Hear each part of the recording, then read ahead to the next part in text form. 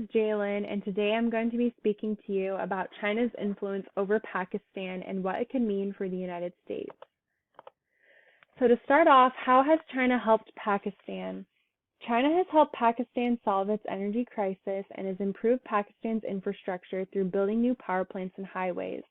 China has done this in order to help Pakistan better move goods around the country for trade. Pakistan has been included in China's Belt and Road Initiative as well as the China-Pakistan Economic Corridor, or CPEC. The picture on the right is of construction crews building a metro line in Lahore, Pakistan, one of the first pieces of the China-Pakistan Economic Corridor. The Belt and Road Initiative and CPEC. The Belt and Road Initiative is a strategy made by China in order to connect Asia with Africa and Europe through land networks in order to improve trade and regional integration, thus boosting economic growth. The picture on the right is a map of the Belt and Road Initiative. It is also to expand the international use of Chinese currency. More than 60 countries have indicated interest in signing on to projects, the biggest project being the China-Pakistan Economic Corridor. CPEC is a collection of projects connecting China to Pakistan's Gwadar port on the Arabian Sea, as you can see in the map. CPEC has included construction of modern transportation networks, many energy projects, and special economic zones. Pakistani officials estimate that CPEC will create around 2.3 million jobs between the years 2015 and 2030. However, this monumentous project has placed Pakistan around $24.7 billion and growing in debt to China. Pakistan stays firm to its belief that CPEC is helping major problems such as the energy shortages and poor transportation networks that will in return greatly boost their economy. However, the United States is concerned that this project is a debt trap. So what exactly is a debt trap? Debt trap diplomacy is when a country loans a large amount of money to another country it knows will not be able to repay its debts. When the time comes for the debt to be collected, because the country is unable to pay back monetarily, it is forced to pay another way. China has a history of practicing debt trap diplomacy. For example, China built a ship port in Hambantota, Sri Lanka, as pictured on the left, costing millions of dollars. When Sri Lanka could not pay back the loan, they were forced to sign over the ship port to China for a 99-year lease to pay back their debt, meaning that China controlled the port and all of the profits. This is exactly what the United States is worried will happen to Pakistan.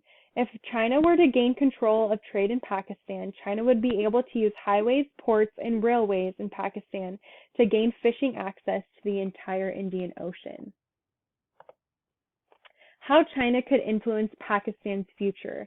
While the Belt and Road Initiative and CPEC are aimed to create more jobs for Pakistanis, the benefits of the initiatives were unevenly distributed among the people.